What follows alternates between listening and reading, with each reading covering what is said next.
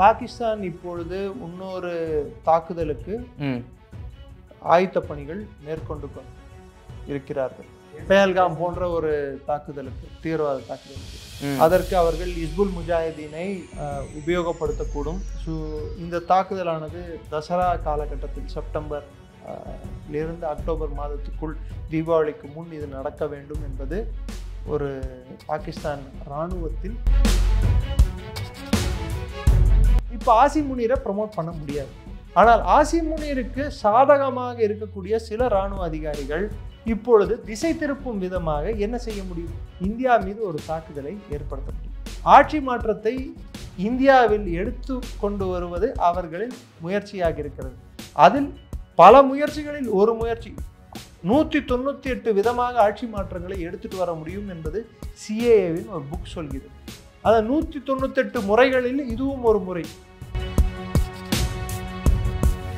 So உள்நாட்டில் அமளியை ஏற்படுத்துவதும் இன்னொரு தீவிரவாத தாக்குதலுக்கு பாகிஸ்தானை தூண்டுவதும் சிஏ பின்புலமாக சில விஷயங்களை, காய்களை நவுத்தி கொண்டிருக்கிறது. இதுக்கு எந்த அளவுக்கு அமெரிக்கா ஆதரவாக நினைக்கிறீங்க சார்? அதுக்கு பாகிஸ்தானில் இப்போதைய நிலை அமெரிக்காவை உள்ளே எடுத்துட்டு வருவது என்பது பாகிஸ்தானுக்கு இன்னும் அச்சுறுத்தல்களை அதிகப்படுத்தும். ஒரு பக்கம் ஈரான், இன்னொரு பக்கம் ஆப்கானிஸ்தான், இன்னொரு பக்கம் சைனா, எல்லாரிடமிருந்தும் அழுத்தங்கள் வரும்.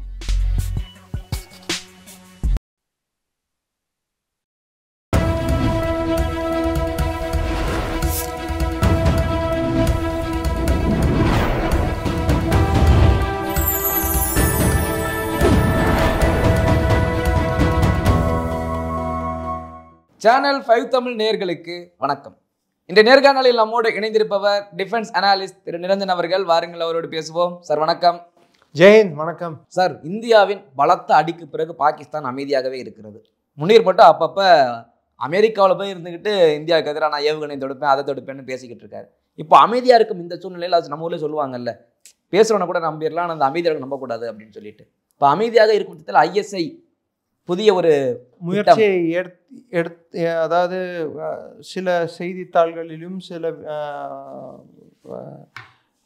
செய்திகளிலும் நான் பார்த்தது, எனக்கு புரிந்து கொண்டது சில விஷயங்கள் என்னவென்றால், பாகிஸ்தான் இப்பொழுது இன்னொரு தாக்குதலுக்கு ஆயத்த பணிகள் மேற்கொண்டு இருக்கிறார்கள். தாக்குதல் அப்படி நேரடியாக பேல்காம் போன்ற ஒரு தாக்குதலுக்கு, தீவிரவாத தாக்குதலுக்கு, அதற்கு அவர்கள் இஸ்புல் முஜாஹிதீனை உபயோகப்படுத்தக்கூடும். ஷபைனாலா, நீலம் வேலியில் இருந்து அந்த ஆபரேஷன் ஆனது ஏற்கக்கூடும், அதாவது பிஓகேயில் இருந்து ஏற்கக்கூடும் அப்படின்ட்டு. இதற்கு அவர்கள் ஆப்கானிஸ்தானில் இருந்து ரெக்ரூட்மெண்ட்கள், அதாவது ஆட்களை சேகரித்து கொண்டிருக்கிறார்கள். பாகிஸ்தானியர்கள் அல்லாமல் ஆப்கானிஸ்தானியர்களை சேகரித்து கொண்டிருக்கிறார்கள். ஸோ இந்த தாக்குதலானது தசரா காலகட்டத்தில் செப்டம்பர் இருந்து அக்டோபர் மாதத்துக்குள், தீபாவளிக்கு முன் இது நடக்க வேண்டும் என்பது ஒரு பாகிஸ்தான் இராணுவத்தில் குறிப்பிட்டு சொல்ல வேண்டும் என்றால், Wajid Aziz, major general Wajid Aziz, DGMI, director general of military intelligence, அவர் plus director general of ISPR Ashraf Sharif, lieutenant general Ashraf Sharif, இராணுவ தளபதி ஆசிம் முனீர், இவர்களெல்லாம் இதைத்தான் நம்பியுள்ளார்கள். ஏனென்றால் அப்படி ஒரு தாக்குதல் நடந்தால் மட்டும்தான் ஆசிம் முனீருக்கு மிகப்பெரிய இன்னொரு வாய்ப்பு கிடைக்கக்கூடும். அவரின் பதவிக்காலமானது நவம்பரோடு முடிகிறது. அதுதான் நீங்கள் இந்த செப்டம்பர் அக்டோபர் சொன்னது. நவம்பரோடு முடியக்கூடும். நவம்பர் மாதத்தில் அவருக்கு எக்ஸ்டென்ஷன் வேண்டும், அவருக்கு தொடர வேண்டும் பதவியில். அது எக்ஸ்டென்ஷனாகவும் இருக்கலாம், புது நியமனமாகவும் இருக்கலாம். புது நியமனம் என்றால் 5 ஆண்டுகள் வரை அவர் இருக்க முடியும். எக்ஸ்டென்ஷன் என்றால் 2 ஆண்டுகள் வரை இருக்க முடியும். இதை கொடுக்கக்கூடிய அதிகாரம் யாருக்கு இருக்கிறது என்றால், பாகிஸ்தானின் இராணுவத்தால் இயக்கப்படும் ஜனநாயக கட்சிகளுக்கு. புரியல? இராணுவத்தால் இயக்கப்படும் ஜனநாயக கட்சிகள். ஏன்னா பாகிஸ்தான் ஜனநாயகம் அப்படிதான் இயங்குது. இது வந்து டிஃப்ரெண்டாக இருக்கு மற்ற நாடுகளை காட்டிலும். ஆமாம், கைடட் டெமோக்ரஸி தான் அது பேர். அதாவது இராணுவம் வந்து ஜனநாயகம் எப்படி நடந்து கொள்ள வேண்டும் என்பது கற்றுக் கொடுக்குமா. இது அவங்கள அரசியல் சாசன சட்டமே சொல்கிறது, நான் சொல்லலை. So Pakistan army will guide the democracy.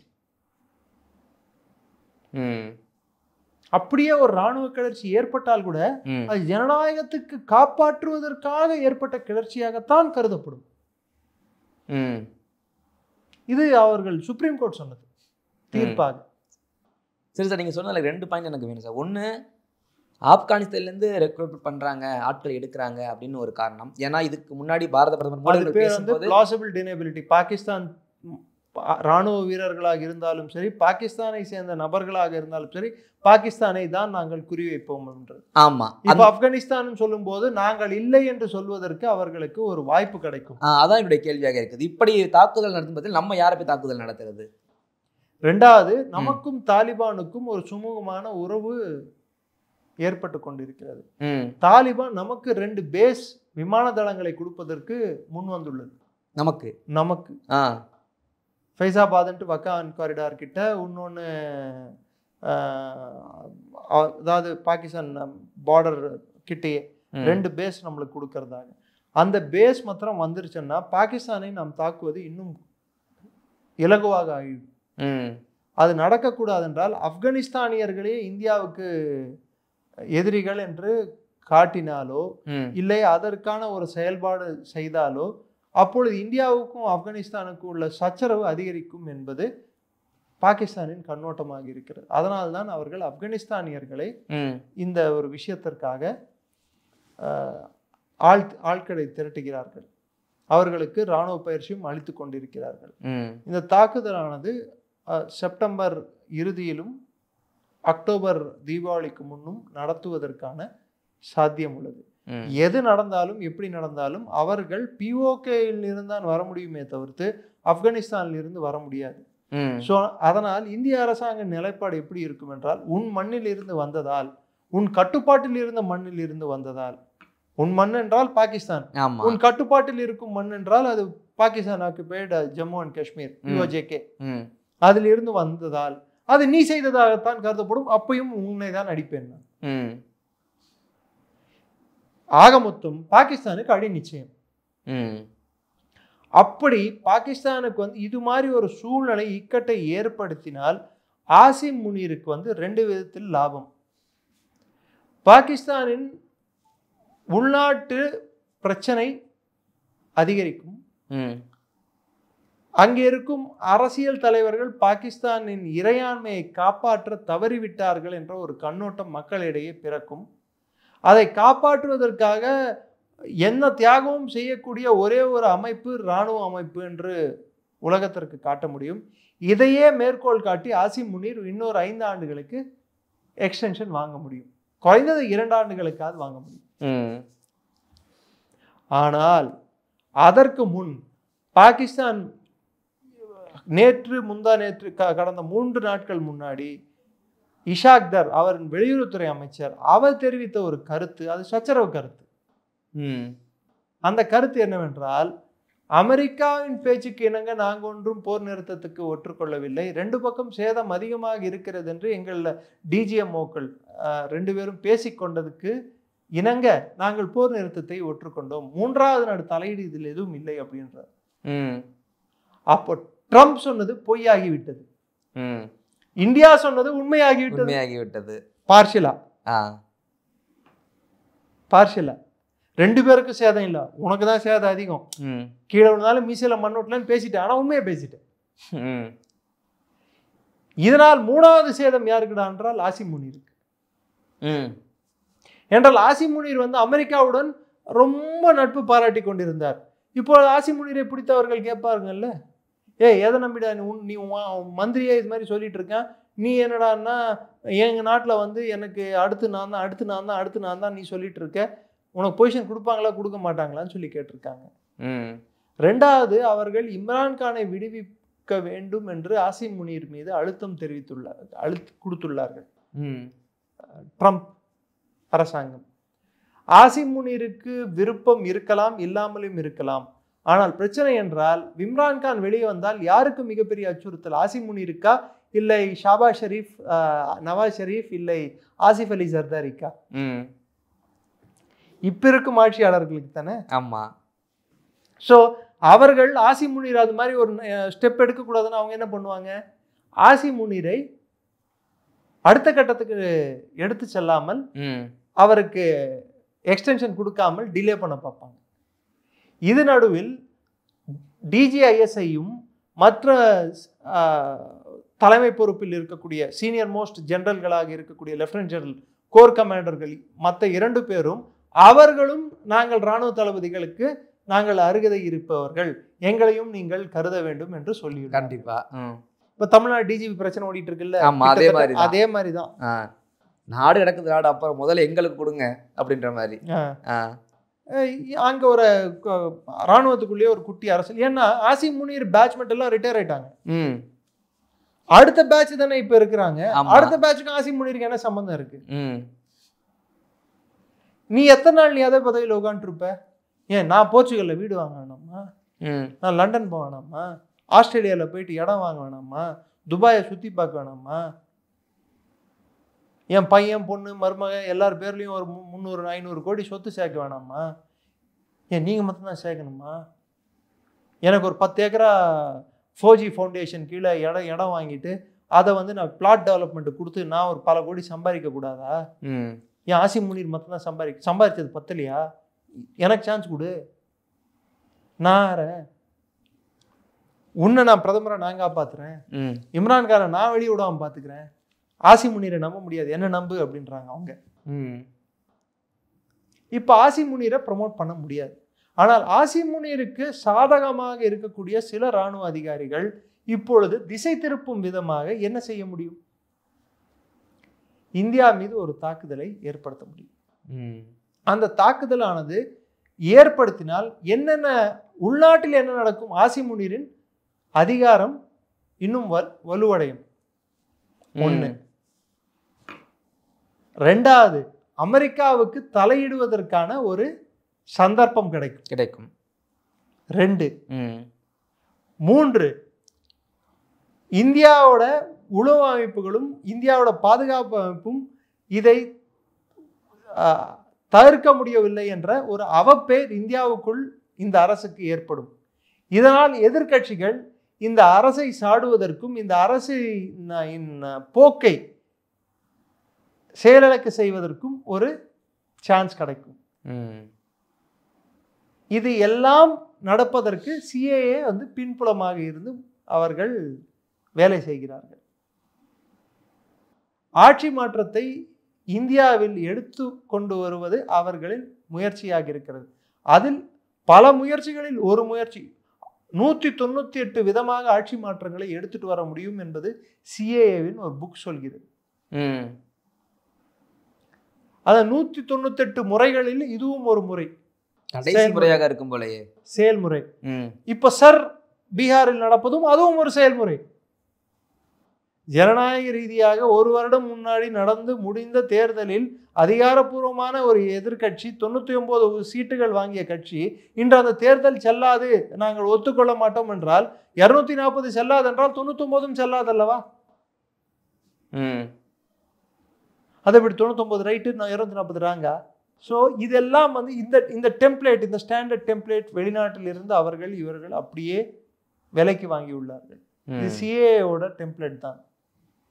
So உள்நாட்டில் அமளியை ஏற்படுத்துவதும் இன்னொரு தீவிரவாத தாக்குதலுக்கு பாகிஸ்தானை தூண்டுவதும் சிஏ பின்புலமாக சில விஷயங்களை காய்களை நவுத்தி கொண்டிருக்கிறது. பாகிஸ்தான் ஐஎஸ்ஐ அதற்காக வேலையும் பார்த்து கொண்டிருக்கிறது. இதுக்கு எந்த அளவுக்கு அமெரிக்கா ஆதரவாக இருக்குன்னு நினைக்கிறீங்க சார்? அதுக்கு சிஏ மிகப்பெரிய ஆதரவாக இருக்கும். நாம் கவனிக்க வேண்டியது வரக்கூடிய செப்டம்பர் அக்டோபர் மாதத்தில். ஆனால் இந்திய இராணுவம் நேர்முகமாகவும் மறைமுகமாகவும் பல அறிக்கைகள் தெரிவித்துள்ளன, ஆயுத்தமாக உள்ளோம் அப்படின்ட்டு. ஸோ அடுத்த நடக்க போகிற ஆப்ரேஷன் பாகிஸ்தானை நிர்மூலமாக்கிவிடும். இந்த போன தடவை மாதிரி கொஞ்சம் கொஞ்சம் அடிக்கிறதெல்லாம் கிடையாது, நிர்மூலமாக்கிவிடும். ஸோ பாகிஸ்தானுக்கும் இது தெரியும், பாகிஸ்தான் ஆட்சியாளர்களுக்கும் தெரியும். ஆனால் பாகிஸ்தான் ஆட்சியாளர்கள் பிரச்சனை என்னவென்றால், இப்பொழுது அவர்கள் ஆசிம் முனீரை கழட்டிவிட முடியாது. ஆனால் டிலே செய்தால், அக்டோபர் வரை இதை தள்ளிவிட்டால், இந்தியாவுக்கும் பாகிஸ்தானுக்கும் எந்த போரும் வராமல் இருந்தால், அப்பொழுது ஆசிம் முனீரை வீட்டுக்கு அனுப்ப முடியும். எந்த பிரச்சனையும் இல்லாமல் இருந்தார். ஆனால் அமெரிக்கா இன்று பாகிஸ்தானின் ஆசிம் முனீரை கைப்பாவையாக அவர்கள் உபயோகித்துக் கொண்டிருக்கிறார்கள். எத்தனை நாளுக்கு உபயோகிப்பார்கள் என்பது பாகிஸ்தான் ஆட்சியாளர்கள் கையில் தான் உள்ளது. அடுத்தது முக்கியமாக நாம் கவனிக்க வேண்டியது, இங்கிருந்து நடக்கக்கூடிய உள்நாட்டு பிரச்சனைகளை பாகிஸ்தான் எந்த விதத்தில் அதற்கு எண்ணெய் ஊற்றி கொழுந்து விட்டு எரிய வைக்க பார்க்கும் என்பது.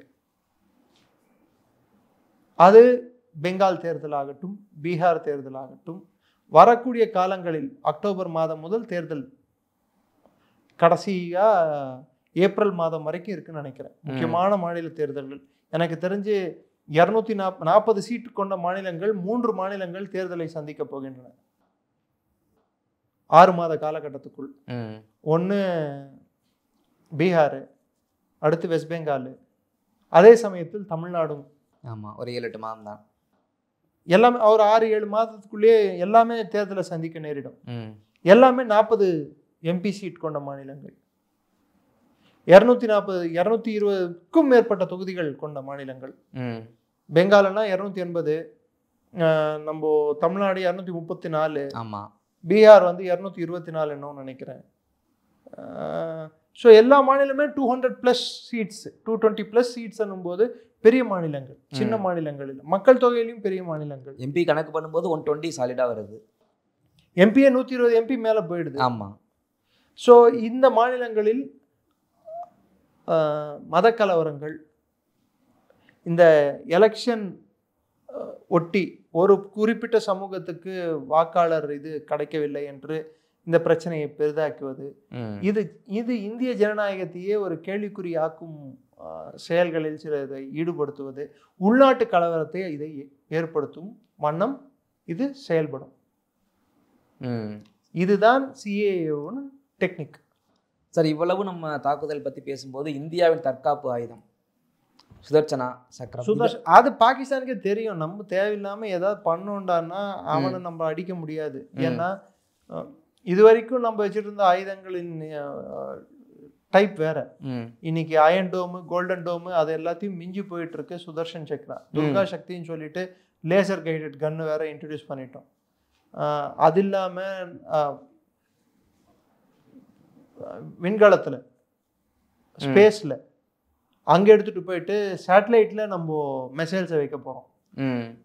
இங்கேருந்து ஆப்ரேட் பண்ணால் ஸ்ட்ரெயிட்டாக அங்கேருந்து அடிக்கும், இங்கேருந்து டேக் ஆஃப் ஆகாது. எங்கேருந்து வருதுன்னே தெரியாது, வரதும் தெரியாது, அடிக்கிறதும் தெரியாது. அது மாதிரி நம்ம நெக்ஸ்ட் லெவலுக்கு மூவ் ஆகிட்டு இருக்கோம். டிஃபென்ஸில் நம்ம அட்வான்ஸ் ஆகிட்டு இருக்கோம். இது பாகிஸ்தானுக்கும் தெரியும். But Pakistan can be a big nuisance. ஆனால் நம்ம இப்போ பார்க்க வேண்டியது என்னன்னா, பாகிஸ்தானில் இப்போ மிகப்பெரிய வெள்ளம் ஏற்பட்டு கொண்டிருக்கிறது. ஆமாம், அதையும் மனிதாபிமான அடிப்படையில் இந்தியா தான் முதல்ல சொல்லுச்சு, வெள்ளம் வரப்போகுது, கொஞ்சம் பத்திரமா இருந்துக்கங்கன்னு. பெரிய வெள்ளம் வந்துட்டு இருக்கு. இது இப்போ 2018 வந்த வெள்ளத்தோட மிகப்பெரிய வெள்ளமாக இருக்கிறது. இது பாகிஸ்தானில் பல லட்சம் பேரை அவர்கள் வாழ்வையே சின்னாபின்னமாக்கிவிடும். ஆல்ரெடி பெரிய பொருளாதார நெருக்கடியில் இருக்கும் பாகிஸ்தானுக்கு இது மிகப்பெரிய அழிவை ஏற்படுத்தும்.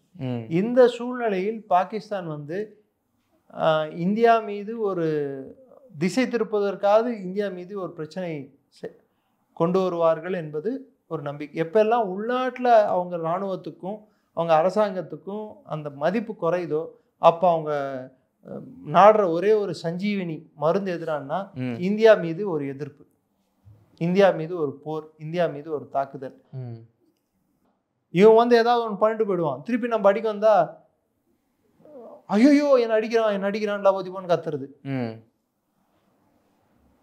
அடிக்கிறதுக்கு முன்னாடியே அடிச்சிட்டோன்னா என்ன அடிச்சிட்டான்னு கத்துறது, உதவி பண்ணுங்க. அப்ப அமெரிக்கா கிட்ட போய் புலம்புவது, சைனா கிட்ட போய் புலம்புவது, இதெல்லாம் பாகிஸ்தானின் இயல்பான ஒரு நிலை. அந்த நிலைப்பாட்டை பாகிஸ்தான் எடுப்பார்கள் என்று நான் எதிர்பார்க்கிறேன். பட் பாகிஸ்தானின் உள்நாட்டு அரசியலும் அவ்வளோ சாதகமாக இல்லை. பலூச்சிஸ்தானில் அமெரிக்காவை எடுத்துட்டு வந்து பாகிஸ்தான் நிறுவினார். அந்த வளம் இருக்குது இந்த வளம் இருக்குன்ட்டு. எந்த வளமும் இருக்கோ இல்லையோ நம்மளுக்கு தெரியாது, இருக்கிறதுக்கான வாய்ப்பு இல்லை. இருந்தால் இந்நேரத்துக்கு சைனாக்காரன் கடந்த 10 வருஷமாக அங்கே இருக்கும்போதே சுரண்டி எடுத்துகிட்டு இருப்பான். ஆமாம், அவனே சுரண்ட முடியலன்னா இவனால் சுத்தமாக சுரண்ட முடியாது. ஸோ அந்த ஒரு காரணத்தினால் பாகிஸ்தானின் இப்போதைய நிலை வந்து அமெரிக்காவை உள்ளே எடுத்துட்டு வருவது என்பது பாகிஸ்தானுக்கு இன்னும் அச்சுறுத்தல்களை அதிகப்படுத்தும். ஒரு பக்கம் ஈரான், இன்னொரு பக்கம் ஆப்கானிஸ்தான், இன்னொரு பக்கம் சைனா, எல்லாரிடமிருந்தும் அழுத்தங்கள் வரும். அமெரிக்கா இங்கே வரும் பட்சத்தில். ஸோ அமெரிக்காவும் இன்னொரு தேவையற்ற போரில் ஈடுபடுமா என்பது நாம் பார்க்க வேண்டும். வரக்கூடிய 6 மாதங்கள் புவிசார் அரசியலுக்கும், குறிப்பிட்டு தெற்காசிய அரசியலுக்கும், இன்னும் குறிப்பிட்டால் இந்திய துணைக்கண்ட அரசியலுக்கும் இந்தியாவிற்கும் ஒரு இக்கட்டான காலமாகத்தான் இருக்க போகிறது. ஓகே சார், உங்களுடைய பல்வேறு கேள்விகளுக்கும் நேரத்தை ஒதுக்கி பதில் தம்பிக்கிறோம். நன்றி, தொடர்ந்து பேசுவோம். நன்றி, ஜெயந்த்.